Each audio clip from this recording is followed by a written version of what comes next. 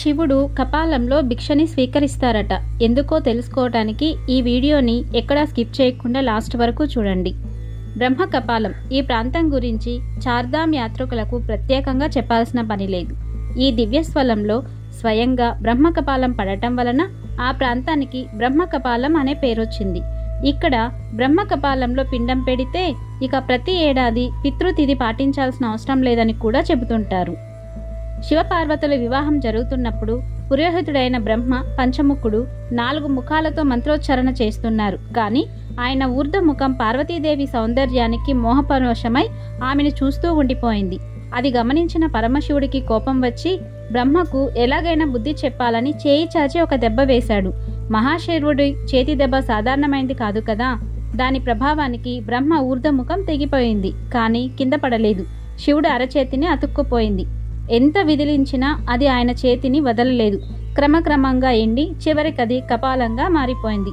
బ్రహ్మ అపరాధం చేశాడు. దానికి ఆ ఆదిదేవుడు శిక్ష వేయాల్సి వచ్చింది. కానీ అది సరాసరి బ్రహ్మ హత్యగా పరిగణించింది.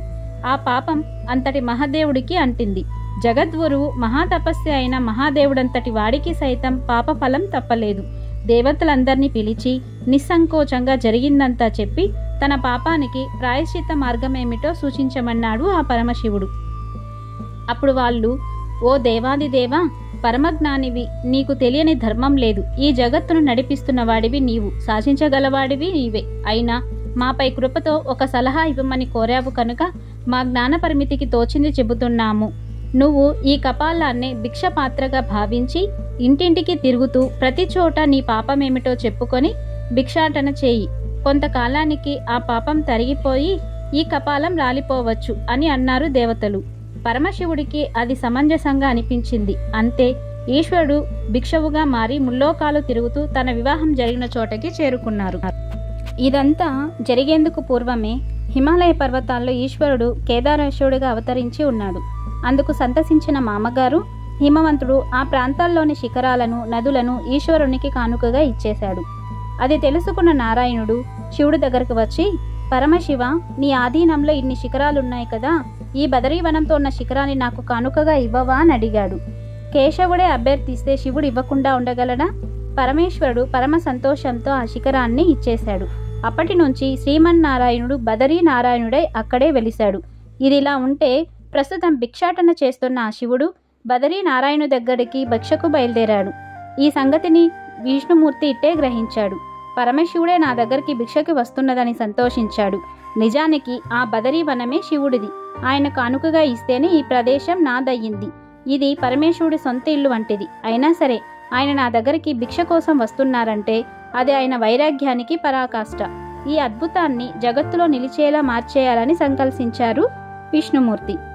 ఆ విధంగా బదిరీ క్షేత్రం ముందు పరమేశ్వరుడిది. అక్కడికి నారాయణుడు విచ్చేయడం వలన లయాస్థితి కారులిద్దరూ ఉన్నట్టయింది.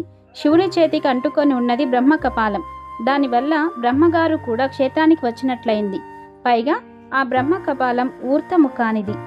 అంటే క్రింది లోకానికి ఊర్ధలోకాలతో అనుసంధానం చేసేటటువంటిది.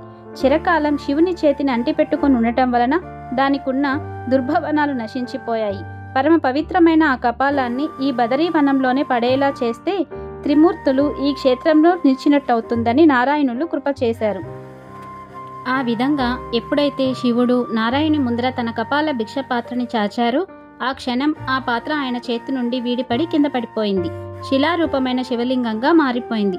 ఊర్ధ్వలోకాలతో అనుసంధానం చేయగలిగిన ఆ బ్రహ్మ కపాలం అప్పటి నుండి ఆరాధించిన వారి పితృలకు పుణ్యలోకాల్ని అనుగ్రహిస్తూ బ్రహ్మకపాల తీర్థంగా పేరుగాంచింది. Please like and subscribe my channel. Thank you.